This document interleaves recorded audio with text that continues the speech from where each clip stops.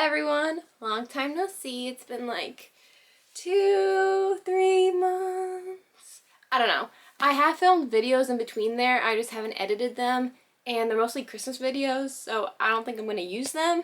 But, you know, we're back, and if you're new to this channel, I'm Lucia, and, you know, if you've been on this channel before, welcome back.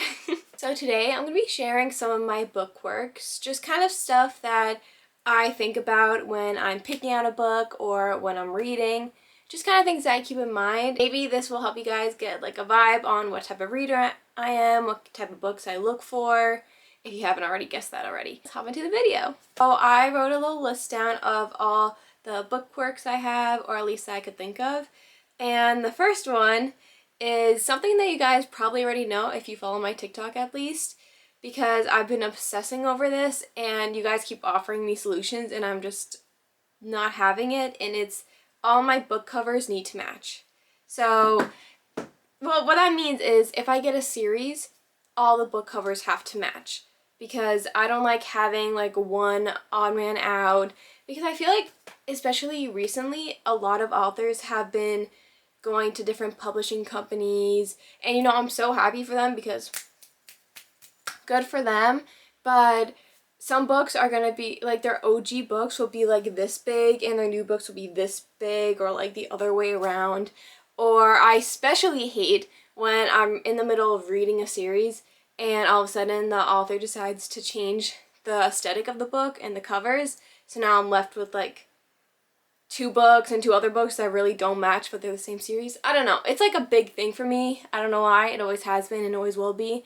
And the reason you guys might already know about that is because if you've been following along, I've been reading Binding 13 and Keeping 13. Well, actually, I finished both those books. And it's the Boys of Tommen. Yeah, it's the Boys of Tommen series. It is so good. And this book, like, these books have been on my radar for a very long time. When I first heard about them, they were really, like, big, thick books. And I love when books are really big. Like, I have no problem reading books that have a good amount of pages. It just, I think those books were just really expensive too at the time. I didn't really know a lot about them. I was still getting back into reading, and I'm like, I'm not in the mood for that right now. And I'm kind of happy that I waited at least this long to read them, because from what I've heard, these books have been out for a long time, but the author hasn't written any other books in a while, and now she's starting to come out with the rest of the books.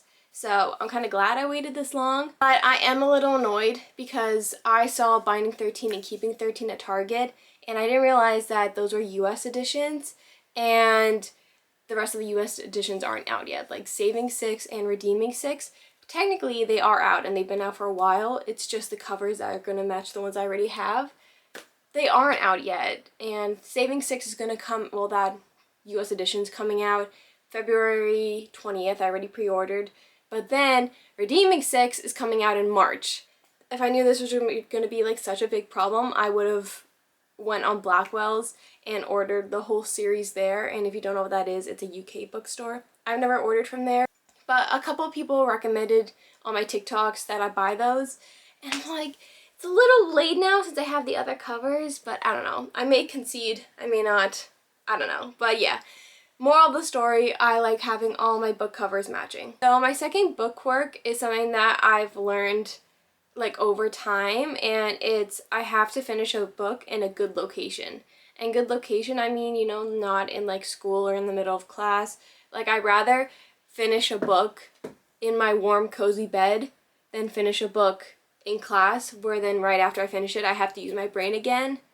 I don't know, it's just something about that, like finishing a book, especially a book that I love so much, it's so sentimental to me. So I'm like, I can't just be in like the middle of the school day and just try to process what I just read.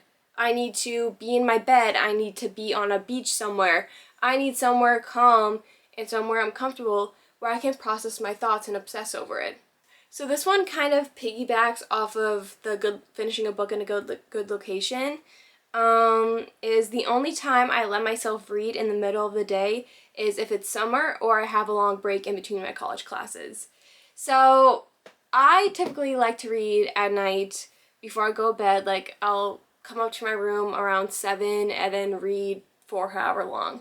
And I don't know, I like that little routine, and I don't trust myself to read in the middle of the day, especially if I have stuff going on, because if I love a book so much and I'm into a book so much, that is going to be the only thing I focus on. And that's also another reason why I won't get ebooks, because I've read Wattpad and I love my stories on Wattpad, but I can't bring myself to buy ebooks because if it's on my phone, I will finish that book in a few hours and I will ignore all my other responsibilities, which unfortunately I can't really do, especially as a college student and especially when I'm working. I can't really ignore my responsibilities. For me to read is towards the end of the day where I don't have any more responsibilities, or during the summer when my responsibilities are a lot less and I have time to ponder and think about my book and just be one with my book and the book characters and be in the universe, and I don't have to worry about anything else.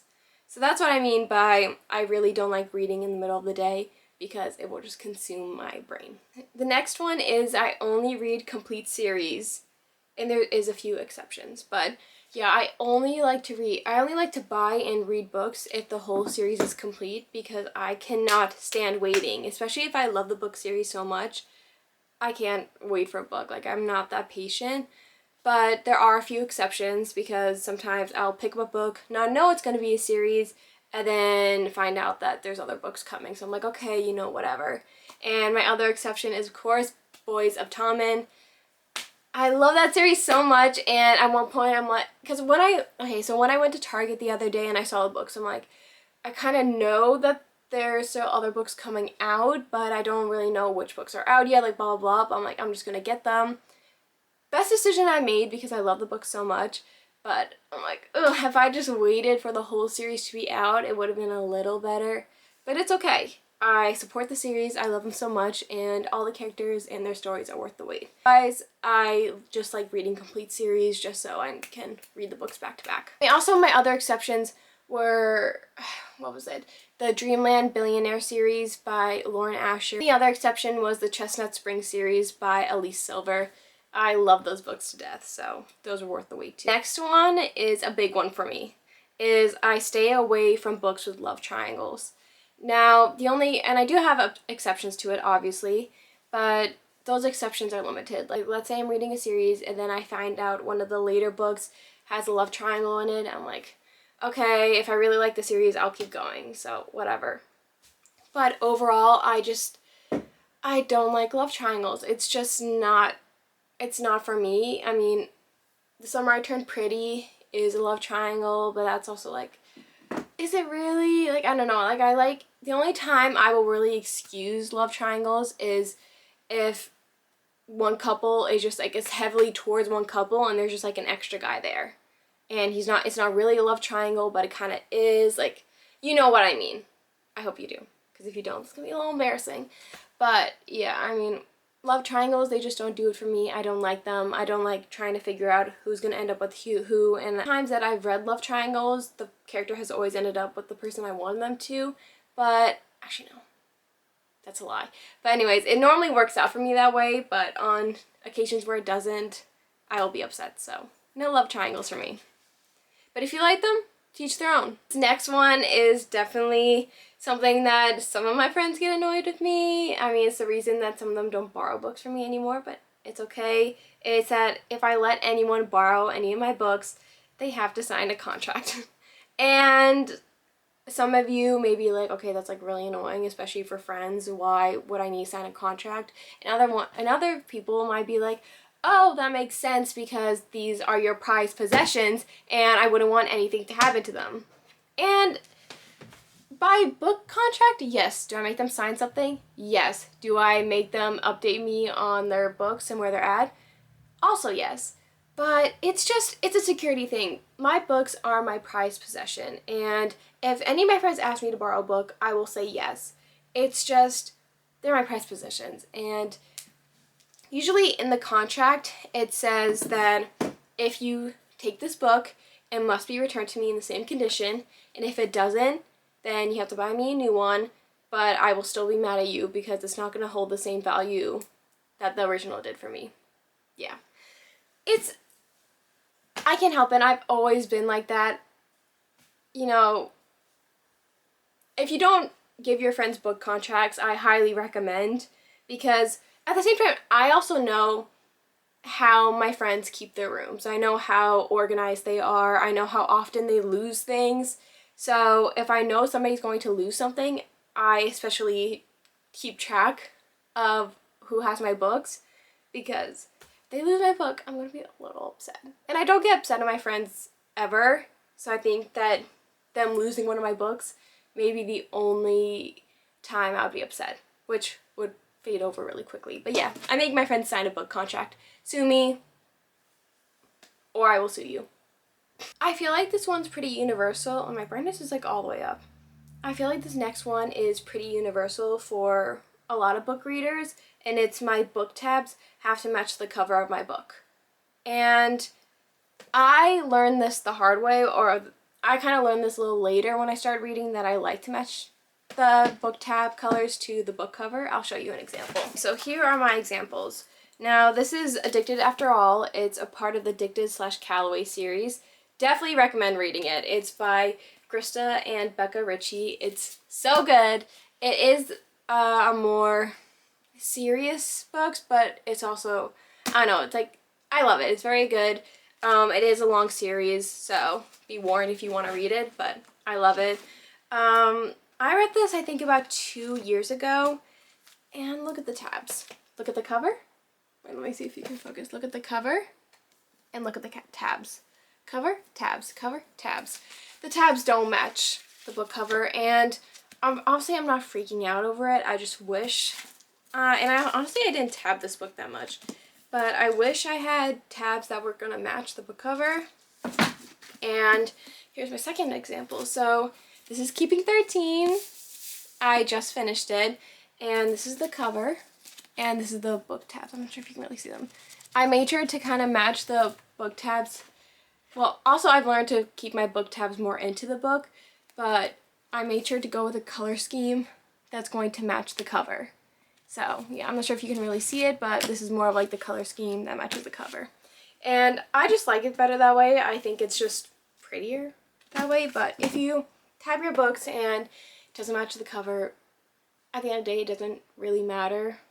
But it's just something I like to do, and I feel like a lot of other people like to do it too. Now here's another thing that I feel like a lot of people do, but I don't, and it's I don't really listen to music while I'm reading, but I will associate a bunch of songs that I listen to with the characters I'm reading about. So I know a lot of people have their book playlists that they, and like a lot of authors have been putting in book playlists recently. So while you're reading the book, you're listening to the songs. I mean, sometimes I'll do that, but most of the time I just read and I don't have any music in the background. It's not that I can't read with background noise, because I can. It's just, I don't know, I just never got into the whole book playlist thing, especially when I'm reading. But if I'm in the car and I'm listening to a bunch of songs, I listen to the lyrics and I'm like, oh my god, the book that I'm reading, the characters relate so much to that, I will associate the songs with the book. And I'll keep listening to those songs, like in the car or when I'm walking, just not when I'm reading. I don't know, it's just never been my thing. Maybe it will be my thing soon. It's just I usually keep my music and reading separate. Also, ever since I started reading Binding 13, Keeping 13, every song on the radio just reminds me of Johnny and Shannon. It's bad, but it's so good. Just, yeah, a fair warning, if you want to read the series, just know it's going to be on your mind 24/7. Like, you're not going to stop. It's going to be on your mind. Okay, this next one is because of trauma I had when I was younger and I was reading. I don't like reading in front of people unless it's a situation where I'm at the beach or just a public area. Yeah, so if I'm over one of my family members' house and everyone's just doing their own thing, I don't whip out my books. Like, I've done that in the past before, and then I'll get questions like, oh, like, what are you reading? Maybe I should pick that up, stuff like that. And it's not that I'm against sharing my books. I'm not. I love talking about my books. I love sharing them. It's just different when you're talking to, like, your grandma or your parents, and they ask you what book you're reading, and you're like, I don't really know. I don't really like it. Oh my god. Does this remind me?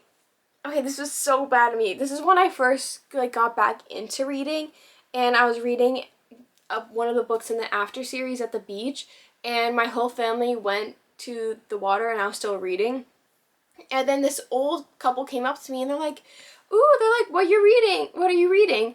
And a couple seconds prior, I closed the last page of the book, and I finished it. And the old couple came up to me, and they're like, "Ooh, like, what are you reading?" And I'm like, I don't really know. I don't really like the book. Why would I say that? Why would I say that? If I told the couple that I was reading, I think it was like After We Fell, they would have been like, "Oh, good. Is it good?" And I would have been like, "Yeah." I don't know why. How old was I? Like 13, 14? Yeah, I don't know why I did that.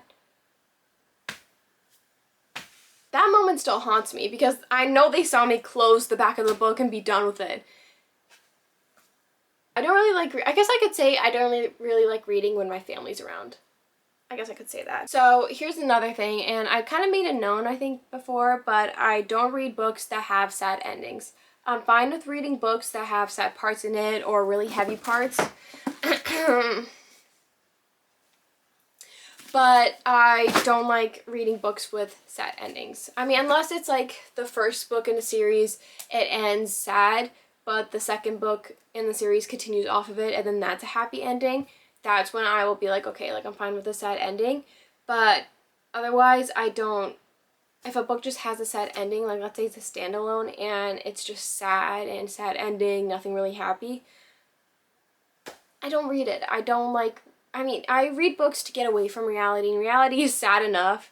So when I read a book, I want it to be a happy ending. I like happy endings because I think I went into books when I was younger and I didn't really know like what it was about, didn't really know the ending. So when I would get to the ending and it would be sad, I would be absolutely crushed.